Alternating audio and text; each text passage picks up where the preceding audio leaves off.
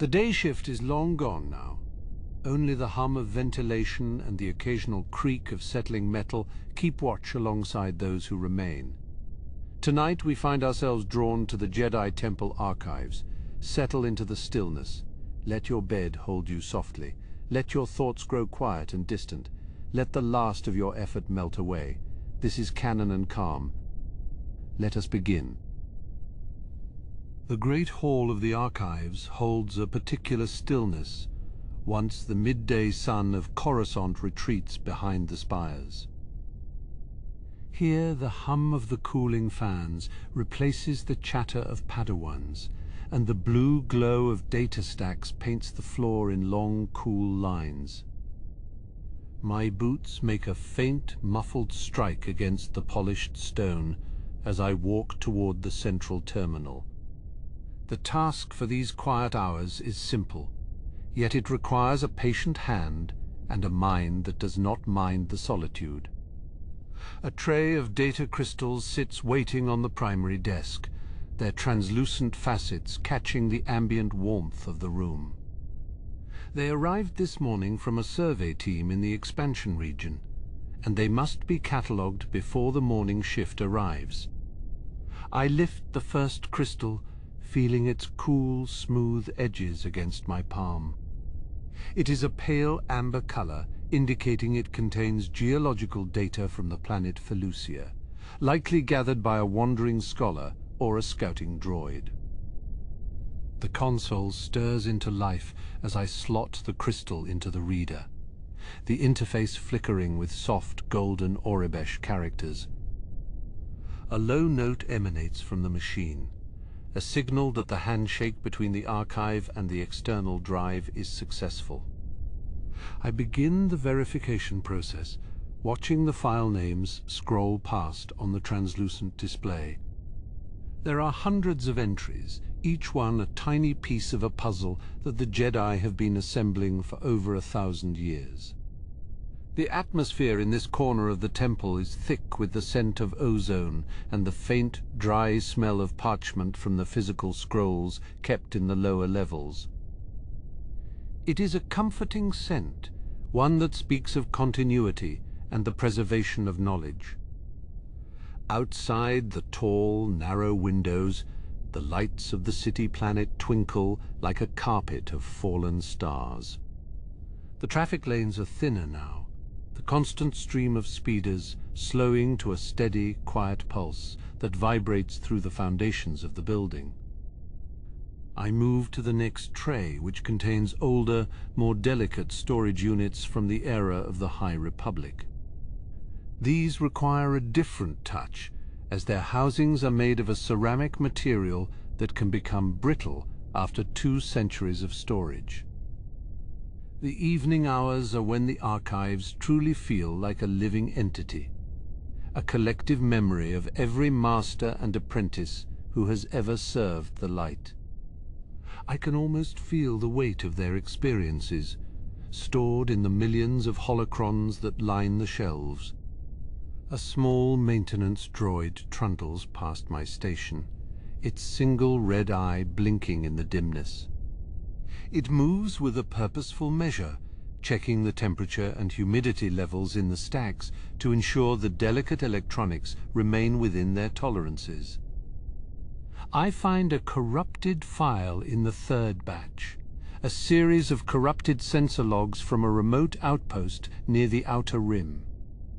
I spend several minutes attempting to realign the data bits, my fingers dancing across the touch-sensitive keys with a practiced tempo.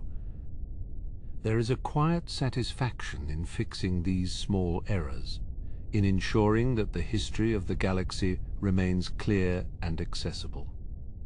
It is a humble task, far removed from the grand battles or diplomatic missions of the Council, but it is necessary work. I pause to take a sip of lukewarm tea, the steam rising in a thin, twisting ribbon that disappears into the shadows above. The silence of the temple is not an empty thing, but a presence that wraps around you, encouraging reflection and calm. I look up at the ceiling, where the geometric patterns of the architecture seem to shift and change in the flickering light of the terminals. The builders of this place understood the importance of geometry and how it can influence the flow of energy through a space. The next crystal is a deep violet, a rare color that usually signifies records of a sensitive or philosophical nature. I handle it with extra care, placing it into the protected reader that sits behind a secondary security firewall. It contains a series of meditations on the nature of balance, recorded by a master who lived 500 years ago. The voice, when I play a short snippet to verify the audio, is thin and reedy, but it carries a weight of wisdom that makes me stop and listen for a moment. I finish the first sector of files and stand up to stretch, my joints making a soft clicking noise in the quiet room. I decide to take a short walk through the aisles to clear my head and ensure the physical security of the restricted shelves. The shelves stretch up into the murk, disappearing into the high vaults where the light of the terminals cannot reach. Each row is labeled with a glowing placard, denoting the era and the subject matter of the information contained within. I pass by the section dedicated to the history of the Sith, a place that always feels a few degrees colder than the rest of the hall. The holocrons here are kept behind thick, reinforced glass, their red glow a stark contrast to the blue of the surrounding stacks. I do not linger there, preferring the warmth of the sections dedicated to botany, star mapping, and the peaceful arts. There is enough conflict in the galaxy without seeking it out in the quiet hours of the night. I return to my desk and find that the maintenance droid has left a small, metallic token on my workspace. It is a piece of a broken casing it must have found, a small reminder that even in this place of high learning, the physical world requires constant care. I record the discovery in the logbook, noting the location where the droid likely found the fragment. The documentation must be precise, as even a small discrepancy can lead to hours of searching for the next shift of workers. The clock on the wall indicates that 4 hours have passed since I began my watch. The time moves differently here, measured not by the rotation of the planet, but by the progress of the data through the system. I load the final tray of the first act, a collection of star charts that need to be cross-referenced with the latest navigation data from the Republic Navy. This is a tedious task, but it is vital for the safety of any Jedi traveling through the less charted regions of space. The flickering of the screen reflects in the polished surface of the desk, creating a dance of light that is almost hypnotic. I blink my eyes and focus on the coordinates, ensuring that every jump point and nebula is correctly identified and labeled. A soft chime sounds from the terminal, indicating that the first batch of data has been successfully uploaded to the main core. The system is now processing the information, a task that will take several hours of silent computation. I lean back in my chair, feeling the texture of the fabric against my shoulders. The chair is old, its frame made of a dense wood that has been polished by decades of use by various archivists. I think about the people who sat here before me, the long line of workers who have kept the flame of knowledge burning through the centuries. It is a humbling thought, to be a small link in such a long and storied chain of service. The light in the hall seems to soften as the planet turns, the deep blue of the evening shifting toward a subtle pre-dawn grey. I still have many hours left in my shift, and many more crystals to sort before the first light of the sun touches the spires of the temple. I pick up a small, handheld scanner and begin to check the physical integrity of the nearby shelves. It is a routine check, but one that can prevent the loss of priceless information due to environmental degradation or mechanical failure. The scanner emits a low, rhythmic beep as I move it over the canisters, the green light indicating that the seals are all intact. I follow the path of the light, watching as it illuminates the dust motes that drift lazily through the still atmosphere. I find a canister that is slightly out of alignment and gently nudge it back into its proper place. The metal makes a soft, grating noise against the shelf, a sound that seems loud in the profound silence of the great library. I move toward the back of the hall, where the oldest records are kept in a state of stasis. These are the foundations of the Order, the stories of the first Jedi and the discovery of the Force itself. The air here is even cooler, and the light is dimmer, as if the very space is trying to protect the secrets it holds. I feel a sense of reverence as I walk past these shelves, a reminder of the purpose of our work. I check the power levels on the stasis fields, the needles on the analog gauges holding steady in the green zone. Everything is as it should be, the quiet work of the machines continuing without interruption or error. I make my way back to the central hub, my footsteps the only noise in the sprawling chamber. The city outside is still quiet, the world waiting for the sun to rise and the day to begin in earnest. I sit back down at my terminal and prepare for the next phase of the cataloging process. There are still many mysteries to be uncovered in the data crystals, and I am the only one awake to see them. The flickering of the screen continues, a steady beat of light in the dim room. I focus on the next file, a report from a diplomatic mission to the Mid-Rim that took place 20 years ago. The words of the ambassadors are formal and precise, detailing the negotiations and the various parties involved in the dispute. It is a reminder of the complex web of relationships that holds the Republic together, and the role of the Jedi in maintaining peace. I record the key points of the report and move on to the next file, the pace of my work steady and measured. There is no rush, only the constant, quiet progress of the archives toward completion. The silence of the night is a companion now, a familiar presence that helps me focus on the task at hand. I am alone in the hall, but I am surrounded by the voices of the past, and that is enough for now. I rise from the workstation, my limbs stretching as the faint protest of my joints creates a sharp clicking echo against the high vaulted ceiling. The cerulean glow of the terminal screen recedes, leaving my eyes to adjust to the profound shadows of the star chart wing.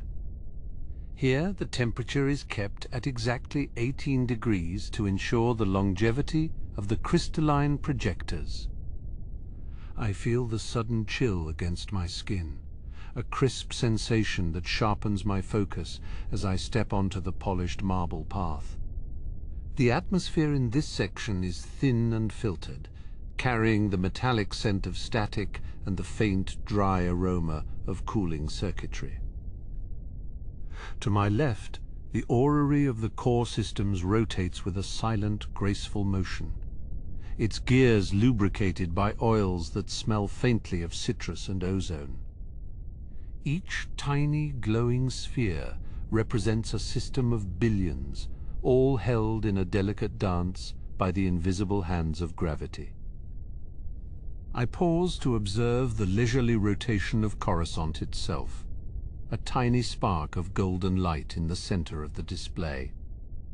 The mechanism is a marvel of precision, the brass arms gleaming where they catch the stray beams from the security sensors. I watch as the light plays across the metal, a shifting pattern of gold and shadow. I reach out a hand to steady a vibrating lens on the third projector, feeling the subtle tremor of the machinery beneath my palm. It is a low-frequency pulse, more of a feeling than a noise, that speaks of the immense energy required to map the heavens. With a gentle twist of a silver dial, the vibration ceases, and the image of the Alderaan system becomes perfectly still. The clarity of the projection is such that I can almost imagine the clouds drifting over the green plains of the planet below. I take a moment to admire the stillness before moving on to the next row of devices. Moving further into the wing, the scent of the library changes, shifting from the metallic tang of electronics to the rich organic aroma of the botanical records. Here the atmosphere is weighted with moisture, and I can feel the humidity clinging to my robes as I pass through the pressure-sealed doors. Rows of transparent cylinders line the walls, each containing a preserved specimen from a far-flung world. Some are dried leaves, while others are suspended in nutrient-rich gels that glow with a faint internal luminescence. The soft light from the jars reflects off the damp floor, creating a shimmering path through the greenery. I stop to inspect a specimen of the Felucian fern, its fronds a vibrant shade of crimson, even in the dim light of the preservation chamber. The gel surrounding it is clear, but I notice a small bubble of air trapped near the base of the stem. I use a magnetic tool to gently guide the bubble toward the top, ensuring the plant remains fully submerged in its protective bath. It is a small task, yet in this place the smallest details are the ones that preserve the history of the living galaxy. I record the specimen's health on my datapad, the keys making a soft tapping noise.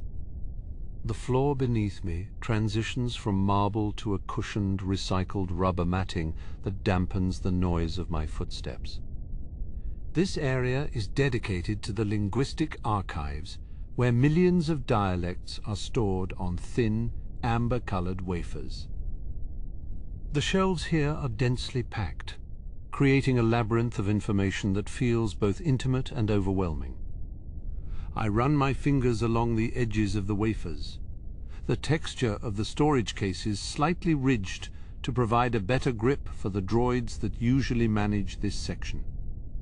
The silence here is absolute, broken only by the low hum of the climate control.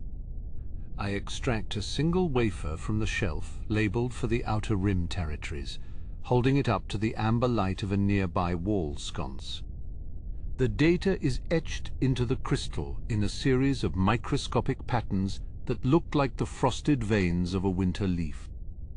This particular record holds the age-old traditions of a nomadic tribe from Tatooine, a culture that expresses its history through song rather than text.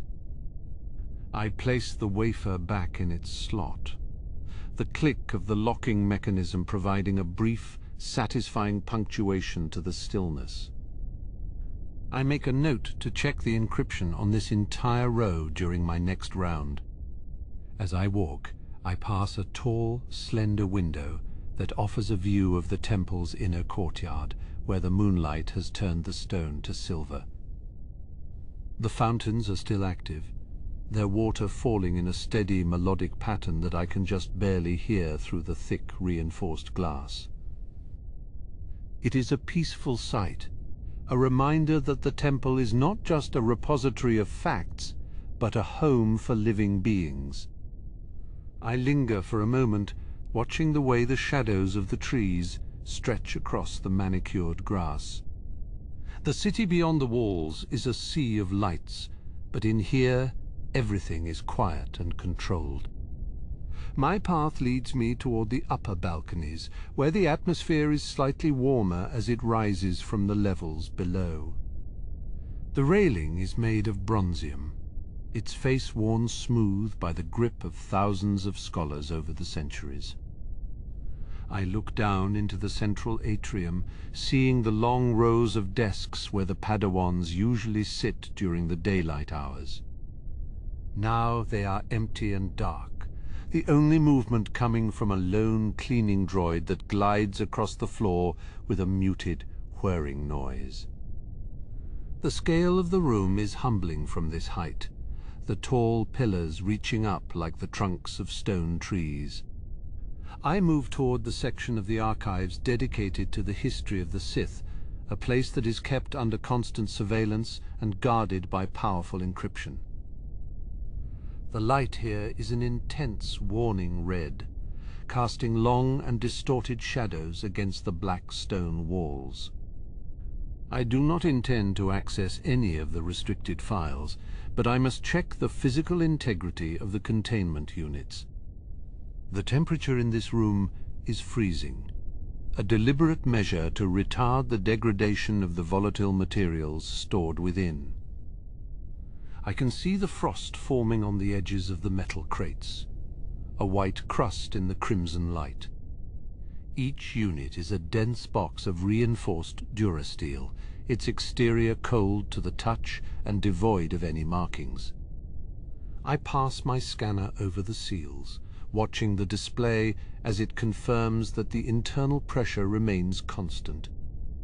There is a sense of weight in this room, a tension that seems to press against the mind, though it is likely just the effect of the stark lighting. I finish my check quickly, feeling a sense of relief as I step back into the gentle, blue-lit corridor of the main hall. The transition from red to blue is a physical relief for my eyes. I find myself standing before the statues of the Lost 20, the masters who chose to leave the Order for reasons of their own. Their time-worn faces are stern and contemplative, each one a study in the complexity of the Jedi path. I look at the face of the most recent edition, the lines of his features captured with a haunting realism by the sculptor. There is no judgment in their presence, only a silent acknowledgement of the difficult choices that define a life in the service of the Force. I bow my head slightly as I pass, a small gesture of respect for their history. I continue my walk, the floor once again changing to the familiar cool marble of the main concourse. I notice a small handheld datapad lying on one of the reading tables, likely forgotten by a tired student before they retired for the evening. I pick it up, the screen flickering to life with a list of references for a thesis on the mid-rim trade routes. I set it aside in the lost and found bin, making a mental note to check the student's name against the registry later. The device is warm from recent use, a ghost of the person who was here only hours ago. The silence of the hushed hours is interrupted by the distant, muffled chime of a clock tower, marking the passage of another hour of my shift. It is a low, resonant tone that vibrates through the structure of the temple, a reminder of the steady march of time. I count the chimes, each one a deliberate beat that echoes the pulse of the city outside. The evening is far from over, and there are still many sections of the library that require my attention before the first light of dawn. I check my own timepiece, the glowing numbers matching the count of the tower. I reach the maintenance lift, a small, open platform elevator that provides access to the highest shelves in the linguistics section. I step onto the platform and press the button, the motor engaging with a faint, mechanical groan that feels grounded and reliable. As I rise, the perspective of the archives changes, the floor dropping away until the rows of books and crystals look like an expansive geometric pattern. The atmosphere is thinner up here, and I can smell the faint scent of the wood used in the ceiling beams. I watch as the lights of the atrium become small dots below me. I step off the lift onto a narrow catwalk that runs along the very top of the shelves, the metal grating beneath my feet providing a firm, if slightly springy, footing. From here, I can see the dust that has gathered on the tops of the storage units, a fine layer of grey that I will need to report to the maintenance droids. I walk the length of the catwalk, my hand trailing along the wall, feeling the texture of the storage stone blocks that form the backbone of the temple. The stone is rough and cool, a stark contrast to the polished marble of the floors below. I find a small, hidden alcove that contains a collection of physical scrolls, their parchment yellowed with age and bound with silk ribbons. These are some of the most fragile items in the entire collection, requiring a delicate touch and a steady hand. I check the humidity sensor in the alcove, seeing that it has drifted slightly above the recommended level. I make a small adjustment to the local climate control, watching as the digital display slowly returns to the correct parameters. The air in the alcove is still, holding the scent of ancient ink and dried hide. The scrolls contain the long-forgotten philosophies of the Order, written in a script that is now only understood by a handful of scholars. I do not unroll them, for the risk of damage is too great, but I find comfort in their presence. They are a physical link to the origins of our path, a reminder that the wisdom we seek is often found in the most silent of places. I leave the alcove and return to the lift, the descent feeling faster than the climb as the floor rises to meet me. The hum of the elevator is a comforting, familiar companion in the void. Back on the main level, I make my way toward the cartography department, where the star maps are kept in large, flat drawers. These maps are not digital, but physical representations of the galaxy, drawn by hand on sheets of synthetic vellum. I open a drawer to reveal a map of the expansion region, the lines of the hyperspace lanes drawn in shimmering holographic ink. The detail is incredible, showing every nebula and asteroid field with a precision that is both beautiful and functional. I can see the faint indentations where the cartographer pressed their pen into the vellum. I trace the line of a particularly dangerous route, my finger hovering just above the edge of the vellum. It is a reminder of the bravery of the explorers who first charted these paths, risking everything to connect the distant corners of the galaxy.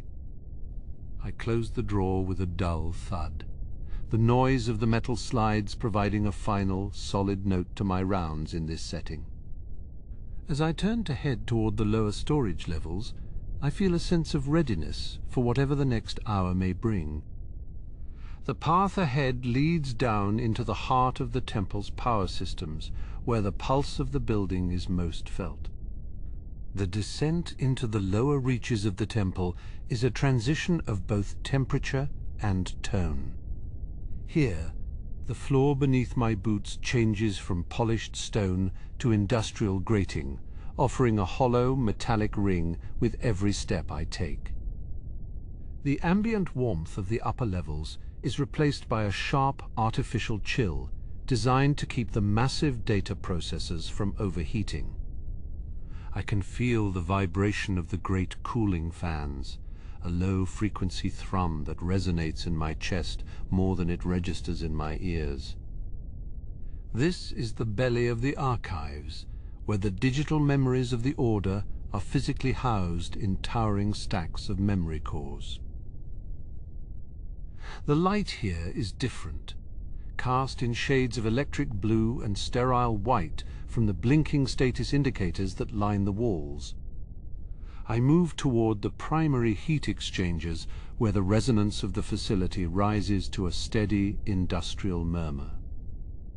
The pipes here are thick, wrapped in thermal insulation that feels like coarse fabric under my gloved hand.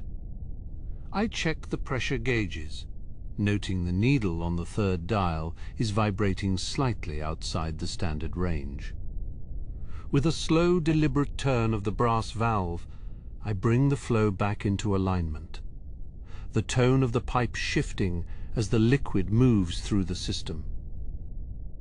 It is a simple task, yet one that requires a certain level of focus to ensure the delicate balance of the environment is maintained. The chill in this atmosphere is constant, a necessary byproduct of the immense energy required to store so much knowledge. I walk along the row of memory stacks, my eyes scanning the sequence of lights for any sign of a malfunction. Each core is a repository of countless lives, a digital archive of missions, meditations, and historical records that span centuries. The sheer scale of the information is difficult to comprehend, yet it exists here in these silent humming blocks of metal and silicon. I find a small maintenance hatch that has been left slightly ajar, likely by a hurried technician during the previous shift. I push it closed, the magnetic seal engaging with a satisfying muffled click that echoes down the narrow corridor. The silence returns, broken only by the persistent drone of the machinery and the distant hiss of a steam vent.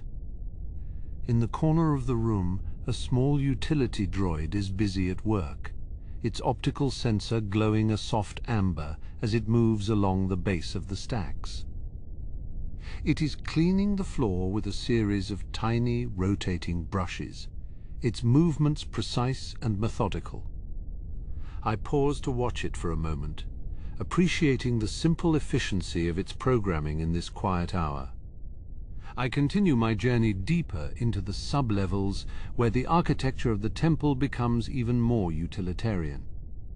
The walls are made of reinforced durasteel, bolted together with massive rivets that show the signs of age and wear. This part of the building was constructed to withstand immense pressure, serving as a foundation for the soaring spires above. I reach a heavy security door that guards the entrance to the high-security data vaults. The door is thick and cold, its exterior etched with the emblem of the Order, a symbol of protection and wisdom. I place my hand on the interface, the sensor reading my clearance and granting me access with a low, mechanical hum. Inside the vault, the atmosphere is even more still, the silence almost absolute. The memory cores here are not stacked in rows, but housed in individual pods, each one shielded against electromagnetic interference. These are the most sensitive records containing the secrets and techniques that are reserved for the highest levels of the Order. I walk between the pods, the light from my datapad casting long, flickering shadows against the metal walls. The air is dry and crisp, carrying the faint scent of ozone and copper. I check the integrity of the seals on each pod, ensuring that the vacuum within remains intact and the data remains uncorrupted. I find a small console at the end of the vault, its screen glowing with a soft green light. I input my access code, the interface displaying the status of the entire sublevel in a series of complex diagrams. Everything appears to be functioning within normal parameters, the energy consumption steady and the cooling systems operating at peak efficiency. I take a moment to rest against the console, the cool metal providing a brief respite from the physical demands of the shift. From this vantage point, I can see the length of the vault, the pods stretching away into the dimness like silent sentinels. It is a lonely place, yet I feel a sense of purpose in my work here, a responsibility to the past and the future. I begin the trek back toward the lift, my footsteps sounding louder in the absolute quiet of the high-security area. The transition back to the main industrial level is marked by the return of the cooling fan's drone, a familiar companion in the dark. I pass the utility droid again, which has now moved to a different section of the floor, its brushes still whirring softly. I stop at a secondary power station to check the load on the backup batteries. These massive cells are designed to keep the archives operational in the event of a total power failure, providing enough energy to maintain the cooling systems for several days. I verify that the charge levels are at 99%, the digital display glowing a steady, reassuring blue. As I move through the corridors, I notice a small observation port that looks out over the lower levels of the city. The lights of Coruscant are a sprawling, shimmering carpet of gold and white, stretching toward the horizon in every direction.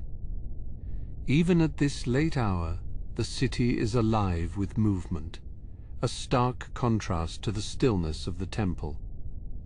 I watch the distant traffic for a moment, the tiny specks of light moving in predetermined patterns across the sky.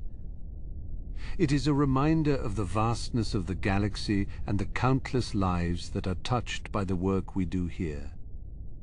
The knowledge we preserve is not just for the Order, but for the benefit of all sentient beings, a light in the shadow of ignorance. I turn away from the window and continue toward the lift, the weight of the nighttime shift beginning to press on my shoulders. The physical labor of the rounds is demanding, but the mental toll of the isolation is what I feel most. Yet there is a certain peace in this solitude, a chance to reflect on the nature of my service and the importance of the task at hand. I reach the lift and press the button for the main level, the doors sliding shut with a smooth, silent motion. The ascent is slow, the floor beneath me vibrating gently as the motor pulls the carriage upward. I watch the floor indicator as it climbs, the numbers ticking past in a steady, unhurried cadence. As the lift reaches the main level, I feel a sense of accomplishment for having completed the rounds in the sublevels. The environment here is much more familiar, the stone floors and high ceilings providing a sense of comfort and stability. I step out of the lift and prepare to move toward the central hub, where the next phase of my shift awaits me in the quiet of the main hall. I leave the lift behind, stepping out into the sprawling expanse of the great library. The floor is a polished sea of dark stone, reflecting the soft blue lights of the data stacks.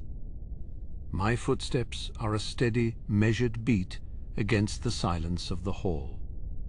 The stillness here is different than the sublevels, more refined and full of a quiet energy.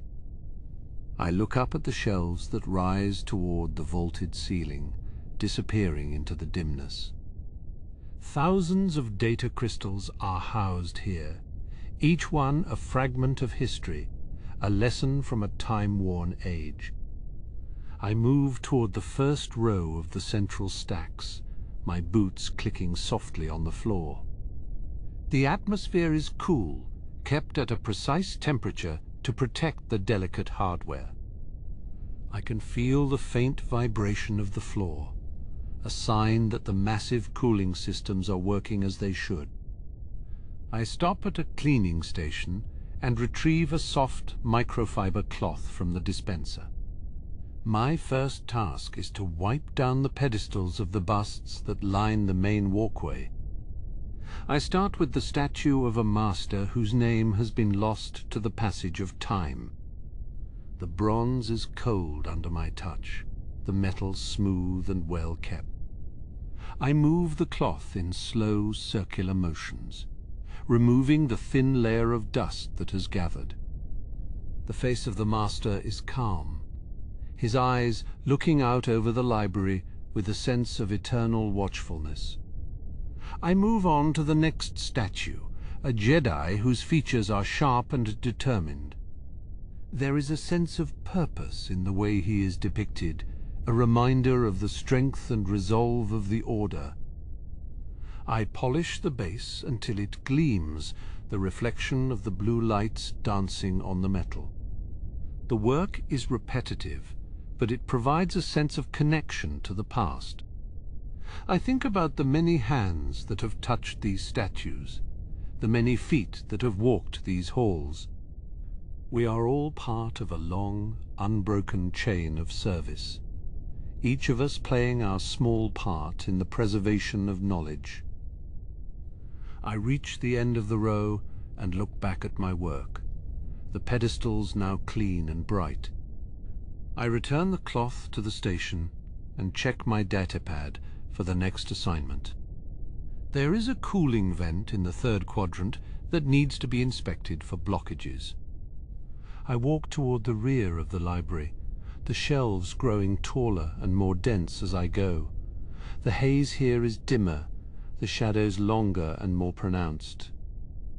I use a small hand lamp to guide my way, the beam cutting through the murk with a steady white light. I find the vent near the floor, tucked behind a massive pillar of carved stone. I kneel down and remove the grate, the metal screws coming loose with a sharp metallic snap. I peer inside, the light of my lamp reflecting off the silver fins of the heat exchanger. There is a small accumulation of dust and debris likely brought in by the ventilation system. I use a handheld vacuum to clear the blockage, the hum of the motor a brief intrusion into the quiet. The suction is strong, pulling the particles away and restoring the flow of cool atmosphere to the stack. I replace the grate and tighten the screws, ensuring that everything is secure. I stand up and stretch my back, the muscles feeling the strain of the long shift. I take a moment to look around, the library feeling even more immense in the solitude of these late hours. I move toward the restricted section, a place where the most storied and delicate records are kept. The entrance is marked by a set of heavy, ornate doors, their surfaces carved with scenes from the early days of the Order. I place my hand on the sensor, the lock disengaging with a soft, satisfying click. The environment inside is even more controlled, the stillness thick with the smell of old parchment and ozone. Here the records are not just digital but physical as well, preserved in canisters and on scrolls. I walk past rows of shelves, my lamp illuminating the spines of leather-bound books and the metallic sheen of storage tubes. I find the section for the early Republic era and begin my inspection of the seals. These canisters contain fragile documents that must be kept in a vacuum to prevent decay. I check the pressure gauges on each one, the needles pointing to the green zone with reassuring consistency. One of the canisters shows a slight drop in pressure, the needle hovering near the yellow line. I carefully remove it from the shelf and place it on a nearby workbench. I use a specialized tool to tighten the seal, the metal turning with a slow, weighted resistance. I monitor the gauge for a few minutes, watching as the pressure stabilizes and returns to the correct level. I record the incident on my datapad, noting the canister number and the actions taken. It is a small thing, but in a place like this, even the smallest oversight can lead to the loss of irreplaceable history. I return the canister to its place and continue my rounds, my lamp casting long shadows against the walls. I feel a sense of reverence in this place, a deep respect for the wisdom that is housed within these walls. The knowledge here has survived for thousands of years, and it is my duty to ensure it survives for thousands more. I exit the restricted section and head toward the upper galleries, the stairs winding upward in a graceful spiral. My legs feel the climb, but the view from the top is worth the effort. I reach the balcony and look out over the entire library. the scale of the place truly breathtaking.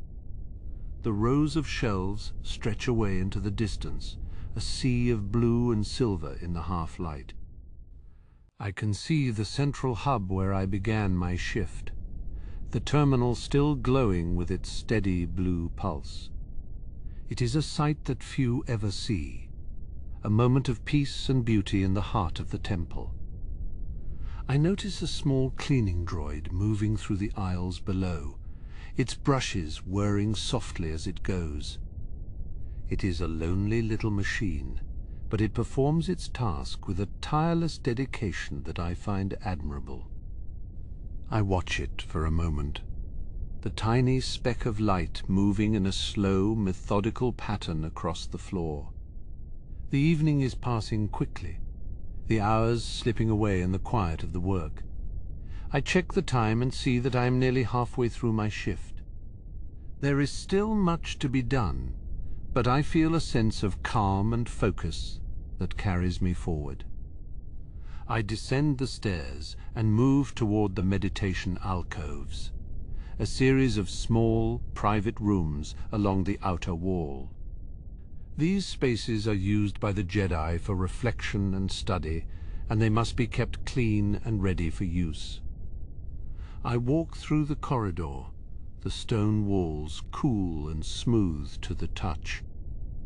I enter the first alcove and find it empty, the cushions arranged in a neat circle on the floor.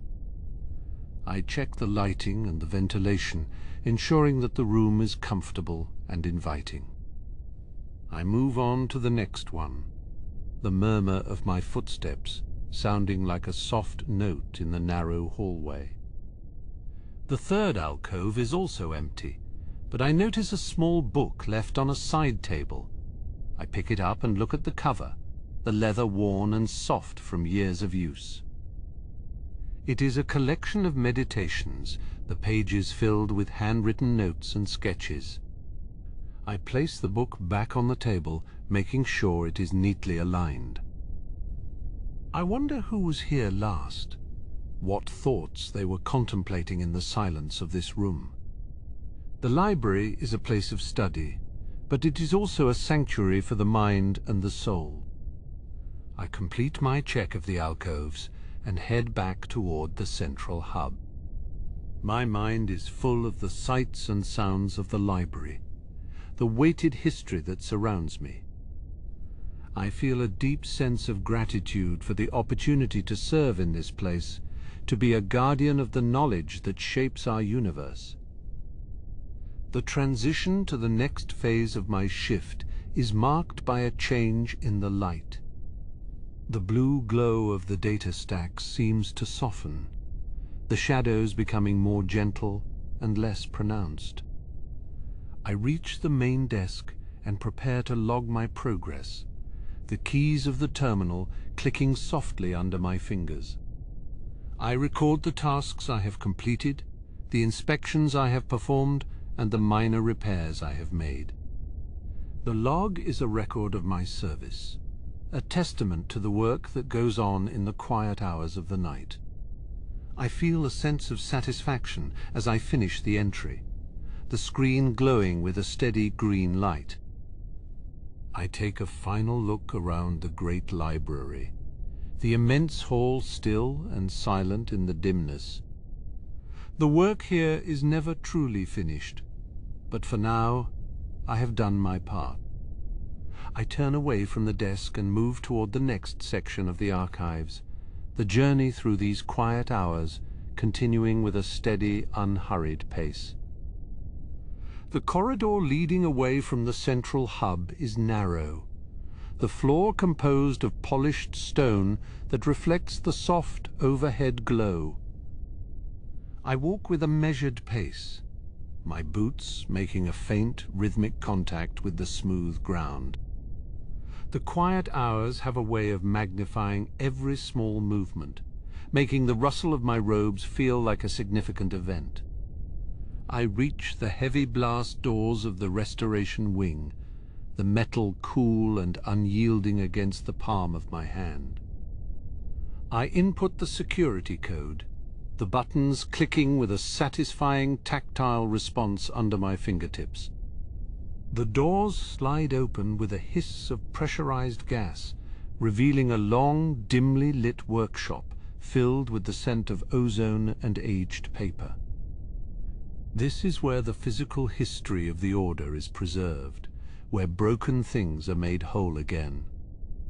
I step inside, and the doors close behind me, sealing out the rest of the temple. My primary task for this hour is the inspection of the delicate manuscripts from the mid-rim expansion. I move to the first workbench, where a collection of scrolls lies protected under a shimmering stasis field. The field gives off a low, constant hum, a vibration that I can feel in the soles of my feet. I deactivate the field with a slow, deliberate turn of a dial, watching as the blue light fades away. I reach for a pair of fine microfiber gloves, pulling them onto my hands one finger at a time. The fabric is thin enough that I can still feel the texture of the materials I touch. I pick up a small, silver-tipped brush, its bristles made from the hair of a bantha. The tool is light in my hand, balanced perfectly for the precision work that lies ahead. I lean over the first scroll, my eyes focusing on the fine layer of dust that has accumulated along the edges. This dust is more than just debris. It is the residue of centuries, the physical remains of the places these documents have traveled.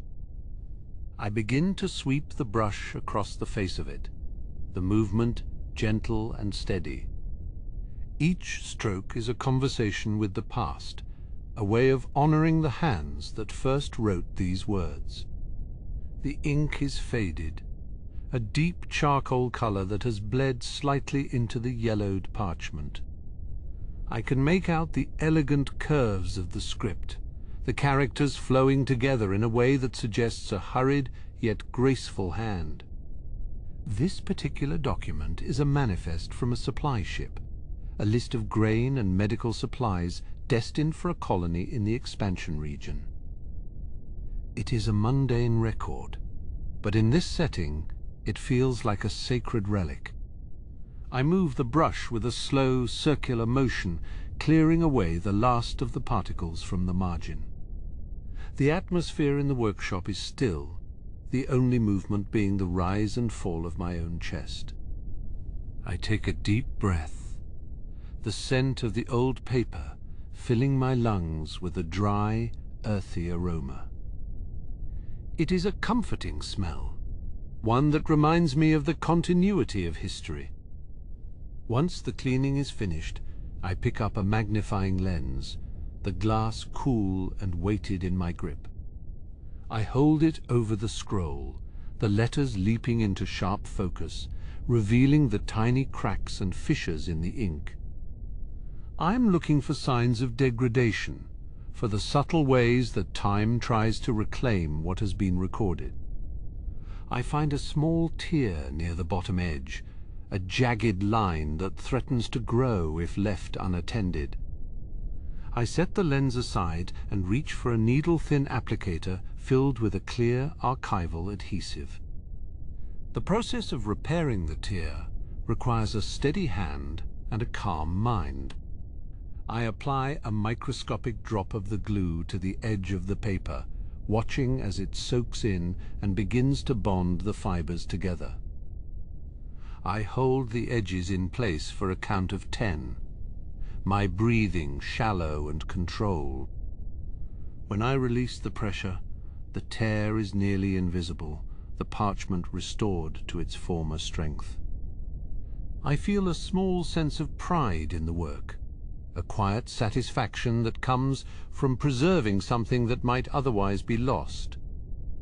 I move on to the next scroll, a larger piece that contains a hand-drawn map of a forgotten star system. The lines are thin and precise, showing the orbits of planets that have long since changed their paths. I spend the next 20 minutes working through the collection, my movements becoming a series of practiced, fluid motions. The workshop is a place of focus, a sanctuary where the noise of the galaxy is replaced by the quiet demands of the task at hand. I find myself lost in the details, in the way the light catches the metallic flecks in the ink, or the way the paper feels under my gloved fingers. As I finish the last of the scrolls, I notice a small holocron sitting on a separate pedestal near the back of the room. It is a cube of translucent crystal, its edges etched with intricate geometric patterns. This is a more modern artifact, yet it requires the same level of care and attention as the older documents. I walk over to it, the light from the workbench casting long, flickering shadows against the wall.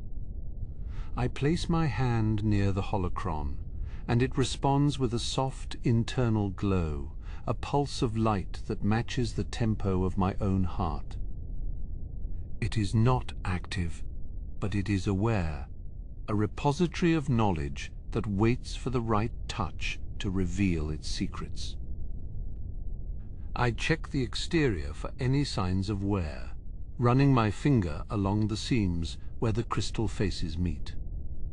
Everything seems to be in order, the device stable and secure in its housing. I return to the workbench and begin the process of reactivating the stasis fields.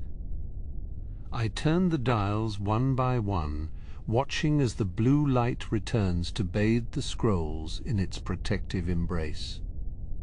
The hum of the machinery rises in pitch for a moment before leveling off into its familiar, comforting drone. I remove my gloves and place them back in their drawer, my hands feeling cool and light in the ambient warmth of the room. The shift is moving forward, the quiet hours of the night providing the space I need to complete these delicate tasks. I take one last look around the restoration wing, ensuring that every tool is in its place and every light is dimmed to its proper level. I move toward the exit, the doors opening for me with the same mechanical sigh as before. I step back into the corridor, the air here feeling slightly fresher and more circulated than the still atmosphere of the workshop. My next destination is the planetary mapping chamber, a large circular room where the movements of the stars are tracked and recorded. The walk is longer this time, taking me through a series of interconnected hallways that wind through the heart of the temple. I pass by several large windows, the view outside showing the sprawling cityscape of the planet below. The lights of the city are a distant, shimmering sea, a reminder of the millions of lives that are continuing their own patterns in the dark.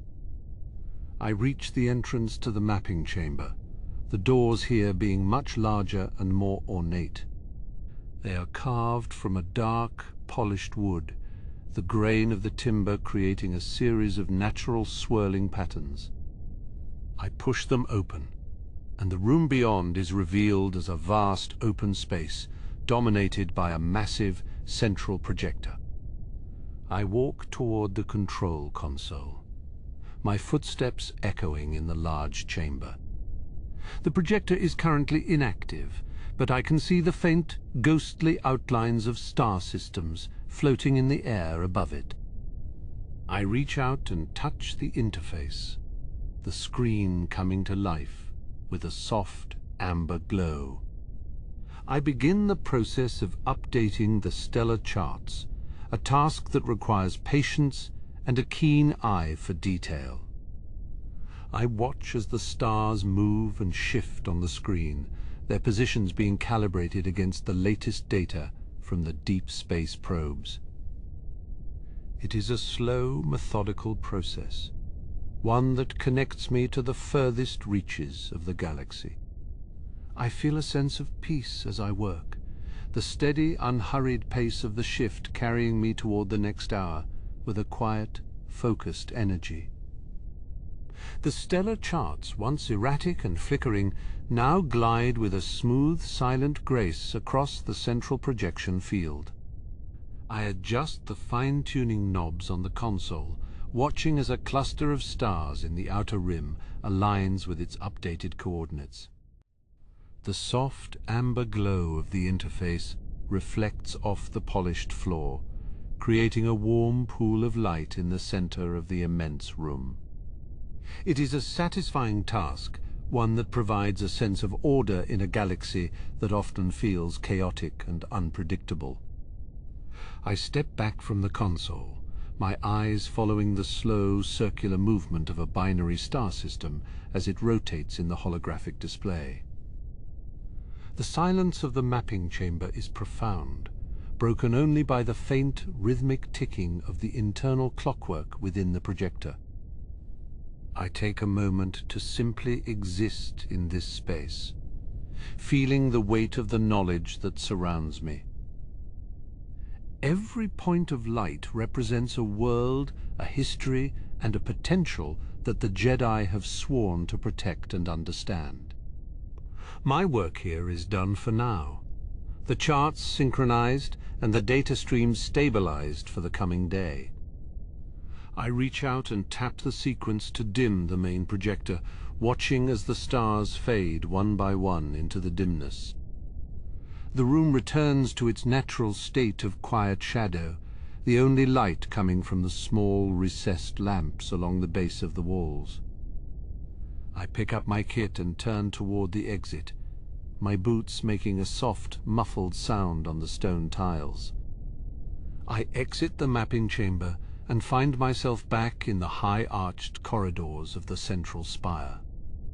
The atmosphere here is cooler, a gentle breeze circulating from the ventilation shafts high above. I decide to take the long route toward the high-security vaults, wanting to check on the integrity of the environmental seals in the lower levels.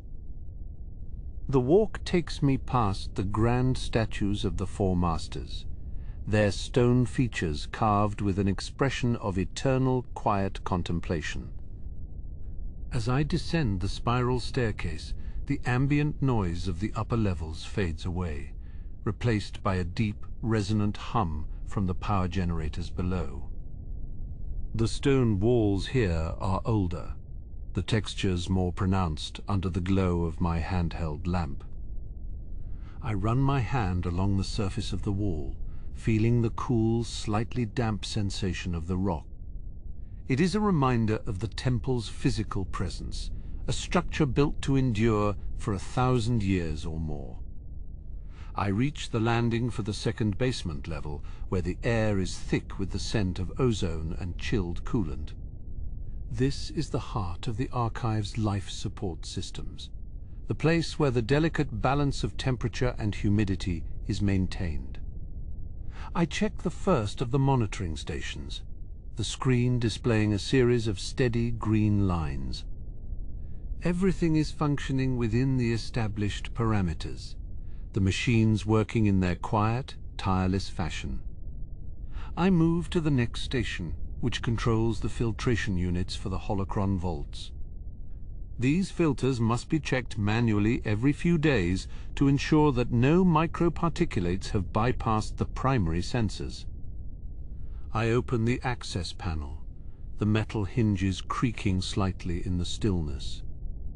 Inside, the filter assembly is clean, but I notice a small accumulation of dust near the intake manifold.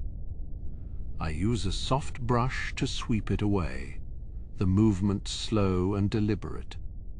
There is a peculiar peace to be found in these mundane chores, a way to contribute to the greater good through simple physical labor. I close the panel and secure the latches, the metallic click echoing down the long, empty hallway. I take a sip of water from my canteen, the liquid cool and refreshing against the dry atmosphere of the utility corridor.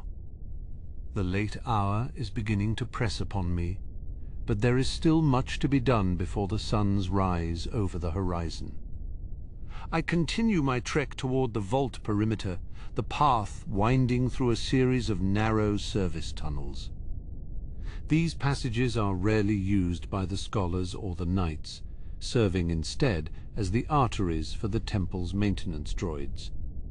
I encounter one such droid, a small boxy unit that is busy polishing the floor plates. It chirps a brief greeting as I pass, its optical sensor glowing with a friendly blue light. I nod in return, a silent acknowledgement of our shared, quiet duty. I reach the main security gate for the restricted sector, the heavy doors reinforced with layers of durasteel and lead shielding. I place my hand on the biometric scanner, feeling the brief warm pulse of the laser as it verifies my identity. The gate slides open with a low hydraulic hiss, revealing a corridor lined with individual storage cells. Each cell is protected by a shimmering energy field, the light casting long, thin shadows across the floor. I walk down the row of cells, my eyes scanning the labels on the pedestals. These are the artifacts that require the highest level of care, items that are both physically fragile and spiritually significant.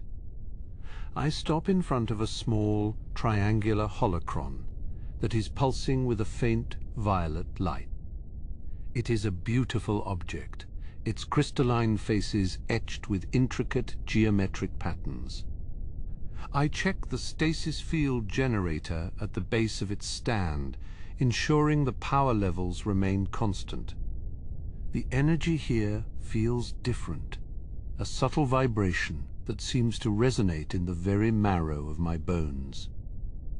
It is not an unpleasant feeling, but it is one that requires a certain level of mental fortitude to endure for long periods. I complete my inspection of the row, finding no irregularities in the containment fields. I move to the end of the corridor, where a large circular hatch leads to the deep core records. This is the most isolated part of the entire archive, a place where the oldest and most secret histories are kept. I hesitate for a moment before opening the hatch, the gravity of the location weighing on my mind. The deep core is not a place one enters lightly, even for routine maintenance. I turn the locking wheel, the mechanism engaging with a series of deep metallic thuds. As the hatch swings open, I am met with a blast of cold, recycled atmosphere that smells of age-old parchment and static.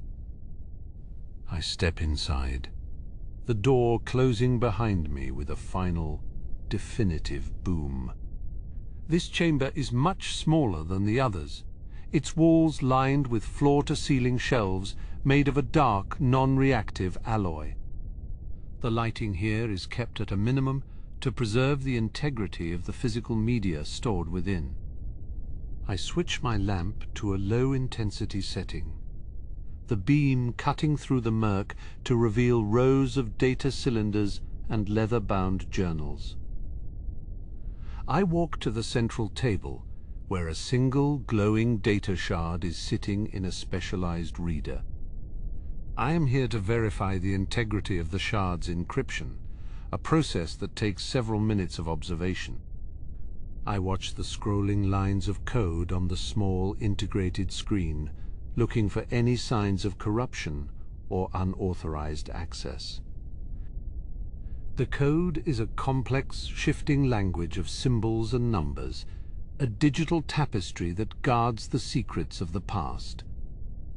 I find no errors, the data remaining as pure and untouched as the day it was recorded. I record the results of my check on my datapad, the tapping of my fingers, the only noise in the cramped space. The stillness here is almost absolute, a vacuum of sound that makes my own breathing seem loud and intrusive. I finish the log entry and power down the reader, the shard's glow fading into a dull, dormant grey. I take a deep breath, the cold air filling my lungs and sharpening my senses for the final leg of my shift. I exit the deep core chamber, the hatch sealing behind me with the same mechanical finality as before. I feel a sense of relief as I step back into the main corridor, the wider space and brighter lights providing a welcome change of environment. I begin the walk back toward the central hub, my pace a bit quicker now that the most demanding tasks are behind me. I pass by the maintenance droid again, which has moved on to a new section of the floor. As I walk, I look through one of the rare, high-altitude windows that look out over the temple grounds. The sky is beginning to turn a deep, bruised purple, the first hint of the approaching dawn visible on the horizon. The city below is still a carpet of shimmering lights, but the traffic patterns are shifting as the early morning commuters begin their journeys. It is a transition point, a moment where the evening's quiet meets the morning's energy. I reach the central hub and deposit my maintenance kit in its designated locker. My hands feel slightly stiff from the cold of the lower levels, so I rub them together to restore the circulation. I check the master schedule on the wall, seeing that my final task for the evening is to oversee the shift change for the archive droids. It is a simple administrative job, but it ensures that the transition between the night and day cycles is seamless. I walk toward the droid bay, the sound of my footsteps echoing through the now familiar halls of the archive. The temple is beginning to wake up, the first few monks and scholars appearing in the corridors to begin their morning meditations. I feel a quiet pride in the work I have done, knowing that I have played my part in keeping this place of learning safe and functional. I reach the droid bay doors and prepare to welcome the morning crew, the steady pulse of the temple continuing its eternal measure. The droid bay is a place of organized motion, a stark contrast to the stillness of the lower stacks. Here the silver-plated units stand in neat rows, their internal fans whirring as they complete their diagnostic cycles. I walk along the line, my boots clicking softly on the polished metal floor, and check the status lights on each unit. The amber glow of the charging ports illuminates the room, casting long, thin shadows that dance across the ceiling. I reach out and touch the chassis of a tall, slender unit, the metal cool and smooth beneath my palm. It is a familiar sensation, a reminder of the thousands of hours these machines have spent patrolling the quiet aisles. I connect my datapad to the primary console, the connection point clicking into place with a satisfying snap.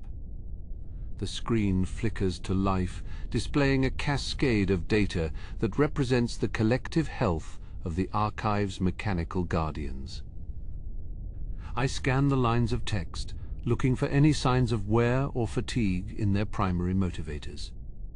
Everything appears to be in order, the systems functioning within the expected parameters for this late hour.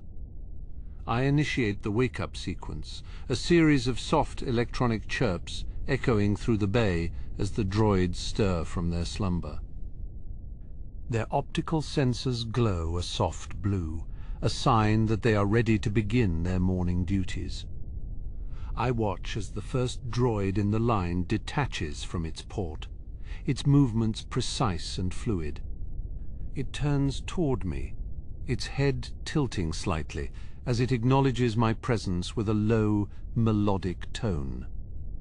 I give it a brief nod, a small gesture of respect for the tireless work it performs while the rest of the temple sleeps. The bay is soon filled with the soft whir of gears and the muffled tread of metal feet on the floor. The droids move with a practiced efficiency, forming a line and heading toward the main doors of the bay. I follow them out, the group moving like a silver stream through the dimly lit corridors. We pass by a series of tall, narrow windows, the first light of the approaching dawn beginning to filter through the glass. The sky is a pale, ghostly grey, the stars fading as the sun begins its ascent over the distant horizon. The city below is still a sea of lights, but the energy is different now, more purposeful and alert. I lead the droids toward the great library, the heart of the archives where the most significant work is done. The doors slide open with a faint hiss, revealing the immense space that is now bathed in the soft, pre-dawn light. The silence here is profound, a weighted presence that seems to absorb the small noises of our arrival. The droids disperse to their assigned sectors, their movements hushed as they begin to reorganize the shelves and verify the placement of the holocrons. I stand at the central dais, looking out over the rows of books and data crystals that stretch as far as the eye can see. This is a place of measureless knowledge, a repository of the galaxy's history and wisdom. I notice a small, dusty volume that has been left out on one of the reading tables. I walk over and pick it up, the leather binding feeling brittle and dry in my hands. It is a collection of poems from a long-forgotten world, their verses a testament to the enduring power of the written word. I carefully place it back in its designated spot, the spine aligning perfectly with the others. The ambient warmth of the library is a welcome change from the chill of the lower levels, the scent of old parchment and ozone filling my nostrils. I take a deep breath, the familiar aroma grounding me and reminding me of the importance of the work I do. Every book, every shard, every line of code is a piece of a larger puzzle, a fragment of the story of our existence. I move toward the section dedicated to the history of the Jedi Order, the shelves here filled with accounts of great battles and quiet meditations. I find a small holocron that has been misplaced, its crystalline surface shimmering with a faint internal light. I hold it for a moment, feeling the subtle pulse of energy that emanates from within. It is a strange and beautiful object, a vessel for the memories and teachings of those who came before us. I return it to its proper place, the light within it fading as it rests against the other holocrons. The droids continue their work around me, their presence a comforting constant in the ever-changing landscape of the temple. I walk toward the large circular window at the end of the hall, the view of the temple grounds opening up before me. The spires of the temple are silhouetted against the brightening sky, their sharp peaks reaching toward the heavens. I can see the first few figures moving about the grounds, their robes fluttering in the morning breeze. The transition from the quiet hours to the bustle of the day is a slow and deliberate process. It is a time of reflection, a moment to appreciate the stillness before the demands of the day take hold. I feel a sense of peace, a quiet satisfaction in knowing that the archive is prepared for whatever the morning may bring. I check my datapad one last time, ensuring that all the droids have completed their initial tasks and that the system logs are clear. The screen shows a series of green icons, a visual confirmation of the successful shift change. I power down the device, the screen going black and reflecting the soft light of the room. I begin the walk back toward the administration desk, my footsteps echoing through the high-arched corridors. I pass by a small garden, the plants within it glowing with a soft, bioluminescent light. The water in the central fountain trickles with a gentle rhythmic tone, the sound a soothing accompaniment to my walk. I reach the desk and find my colleague waiting for me, their face a mask of quiet concentration. They look up as I approach, a small smile playing on their lips. We exchange a few words, a brief handover of the night's events and the status of the archives. It is a routine that we have performed hundreds of times, a simple act of professional courtesy. I hand over the master keycard, the metal cool as it passes from my hand to theirs. My shift is officially over, the responsibility for the archive now resting with the morning crew. I feel a sense of relief, the weight of the night's tasks lifting from my shoulders as I prepare to depart. I walk toward the main exit of the temple, the cool morning air greeting me as I step outside. The sun is now a bright golden orb on the horizon, its light illuminating the city in a brilliant amber glow. I take a moment to stand and watch the world wake up, the steady pace of life beginning anew as the quiet hours fade into memory. The morning light touches the high peaks of the temple, casting long amber shadows across the stone plaza. I stand for a moment on the upper terrace, feeling the shift in the atmosphere as the cool breeze of the dawn brushes against my face. The city below is a sea of motion, a shimmering landscape of speeders and transport ships moving in a coordinated dance. It is a sharp contrast to the stillness I have guarded within the archives for the last 12 hours. I turn away from the horizon, my boots making a soft, measured thud against the polished floor. The grand entrance is now behind me, and I move toward the secondary lift that leads to the residential tiers. The hum of the repulsor engines is a low, constant note, a mechanical murmur that vibrates through the soles of my shoes. I press the call button, the small light glowing a soft blue beneath my finger. The lift doors slide open with a gentle hiss, revealing a small, utilitarian space lined with brushed metal. I step inside and select the floor for the lower dormitories, watching as the doors close and the setting outside disappears. The ascent is smooth, a momentary feeling of weightlessness that makes my head feel light and my thoughts drift. I lean against the back wall, the cool plane providing a brief moment of relief for my tired muscles. I arrive at my floor and the doors part to reveal a long, quiet corridor, illuminated by soft, recessed lighting. The walls here are a warm, sandy stone, the texture rough and natural beneath the glow of the lamps.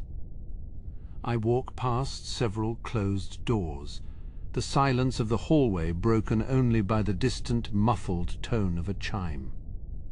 It is the time of day when most are waking, but for me, it is the start of the quietest hours. I reach my own quarters and place my hand against the sensor, the lock clicking open with a satisfying mechanical noise. The room inside is dim, the only light coming from the narrow window that looks out over the lower levels of the city. I step inside and allow the door to slide shut, the seal engaging with a soft, airtight puff. The transition is complete, and the responsibilities of the archive are now a distant memory. I move through the small space, my eyes adjusting to the half-light that fills the room.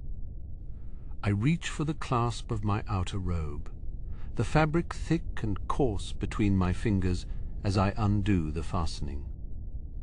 The garment falls away, its weight lifting from my shoulders as I drape it over the back of a wooden chair. I feel a sense of lightness, a physical release that mirrors the mental ease of finishing my shift. I walk to the small kitchenette and pour a glass of water, the liquid clear and cool as it fills the ceramic cup. The trickle of the water is the only noise in the room, a delicate crystalline melody that fills the silence. I take a slow sip, the coldness refreshing my throat and grounding me in the present moment. I stand by the counter for a minute, simply breathing and allowing the tension to drain from my limbs. I carry the cup to the window and look out at the city, the morning haze blurring the sharp edges of the skyscrapers. The sun is higher now, its light reflecting off the metallic surfaces of the passing traffic in brilliant flashes of gold. The movement below is constant and tireless, a pulse of life that never truly stops, even when the rest of the galaxy is asleep. It is a comforting sight, a reminder of the scale of the civilization we work to preserve. I turn my gaze to the small shelf beside my bed, where a few personal items are arranged in a neat row. There is a small, polished stone from a distant planet, its exterior smooth and cool to the touch. Beside it sits a worn data tablet, its casing scratched and faded from years of use. These are the small, tangible markers of my own journey, the quiet treasures that anchor me to my own history. I sit on the edge of the bed, the mattress firm and supportive beneath me as I rest my head in my hands. The silence of the room is profound, a deep, enveloping presence that seems to press gently against my ears. I can hear the slow, steady beat of my own heart, a calm tempo that matches the stillness of the environment. I close my eyes for a moment, letting the images of the night's work drift through my mind like smoke. I think of the rows of holocrons, their internal lights glowing with the wisdom of thousands of years. I recall the soft whir of the archivist droids as they moved through the stacks, their movements precise and purposeful.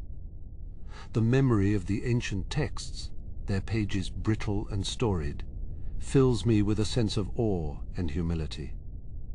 It is a privilege to walk those halls, to be the one who keeps the watch while others dream. I stand and move to the small terminal on my desk, the screen glowing with a soft amber light as I activate it. I enter a few final notes into my personal log, the keys making a soft clicking noise beneath my fingertips. It is a habit I have kept for many years, a way to process the thoughts and reflections that arise during the quiet hours. I finish the entry and power down the device, the screen fading to a dull, matted grey. I walk back to the bed and pull back the covers, the fabric soft and inviting against my skin.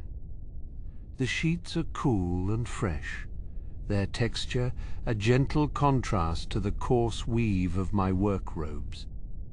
I lie down and stretch out my legs, feeling the muscles in my back finally begin to relax. The pillow is soft beneath my head, its warmth a welcome comfort as I prepare to rest. I look up at the ceiling where the faint patterns of the city's lights are dancing in the dimness. The shadows move in a slow, graceful measure, tracing the lines of the architecture and the shapes of the furniture. It is a hypnotic sight, a visual lullaby that draws my focus and stills my wandering mind. I feel the first tug of sleep, a gentle, insistent pull that beckons me toward the edge of consciousness. I focus on my breath, the air moving in and out of my lungs in a slow, natural cycle. Each inhalation is deep and restorative, filling me with a sense of calm and well-being. Each exhalation is a release, a letting go of the day's tasks and the night's reflections. I feel myself sinking into the mattress, the boundaries of my body becoming soft and blurred as I ease towards sleep. The noise of the city is a distant murmur now, a low-frequency hum that serves as a backdrop to the silence of my room. It is a white noise that masks the smaller sounds of the building, the creak of the structure, and the flow of the ventilation.